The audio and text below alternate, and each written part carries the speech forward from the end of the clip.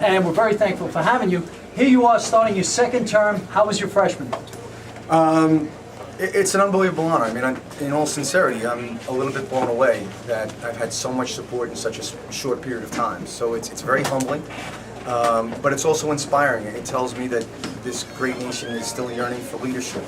And that's one of the things that I'm very proud that I've been able to bring to the freshman class is leading on a lot of different issues. And I'm going to continue to do that, in my second term. But we're at a very difficult point in this country, and we have a big decision to make. Do we want to continue down the path that President Obama is leaning, or do we want to go back to the heart and soul of what made this country great, in hard work and the work ethic, the traditional values that really do make America exceptional? And I think by the turnout today, people realize they want to keep American exceptional. Absolutely, and we love your message. Obama, you're fired. Yeah. But seriously, just to get off the political front, just for 1 second, I would like for you to comment about the Colorado massacre, and should politics at all play into this whole tragedy? Well, I mean, that is beyond words. Obviously, my heart and my thoughts and certainly my prayers go out to all of the victims and their families, all those that have been afflicted, in the community as a whole. And I want everyone in Colorado to know that Brooklyn is with you, all of New York, and I think the whole country is really with them. And it's unfortunate that these tragedies happen, but it's also an opportunity for these communities to get closer together and to remember who and what we are and what we stand for. And I think you're going to see the best, unfortunately, come out of this terrible tragedy of heroism and communities coming together. But I don't think, especially right now, politics should be playing a role. We shouldn't be making knee-jerk reactions. We shouldn't be politicizing. Let's give these families an opportunity to grieve for those that have lost. Let's give them that dignity and that opportunity. And at the appropriate time, we can take up a political discussion. But right now, I think the police have done an excellent job. All federal law enforcement, everyone that was involved has done a great job. But we need to let this community heal. We need to be there for them, show the support, prayers and thoughts, and all the things that are already being done, and continue that. And then it's at the appropriate time, then there can be a political discussion. But it's an absolute horrific tragedy. Congressman, do you think this will have any impact at all on Second Amendment rights?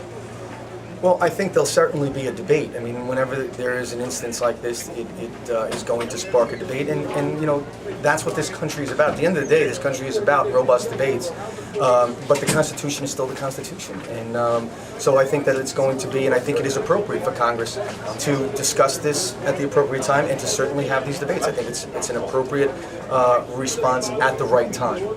And when we have a president circumvent Congress, like he has done several times, what is Congress's option as far as kind of saying, hey, we know you're the president, but we have 3 branches of government and you just can't do that? Well, and I think you've been seeing that. There was a lot of discussion about Chairman Issa and the Oversight Committee, specifically with Eric Holder, the Attorney General.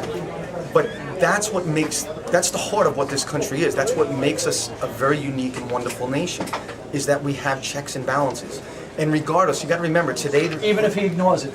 Well, that's the point. Is that the other branches of government are there to ensure that there are safety guards. You cannot have one branch ignoring the Constitution. It undermines everything that this nation is about. So I think that the Founding Fathers were almost ingenious in the way that they set this up to have these checks and balances, and I think that the system is working as best it can, and we've seen in the past where presidents try to push the envelope, but it's the Congress's job to push back, and I think you've seen the Congress doing that. So we're going to continue to push back, and we're going to continue to fight to uphold the Constitution. That is the law of this land. That's what keeps this nation so exceptional as it is. And if we deviate from that, I believe then we unravel the makings of this country, and that's not what we should be doing.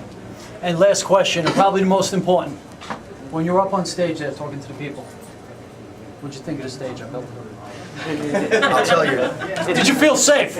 I felt safe until Marty Golden and Nicole Maui Tigers. We were all. Thanks. I saw Senator Golden at the gym. He's trying to work out those election When 4 of us were up there, it was a little bit shaky, but overall, good craftsmanship. That's what I was looking at. I was looking at good American craftsmanship. Thanks, Mike. Good. Thank you. Great job. Blue Collar Media Voices.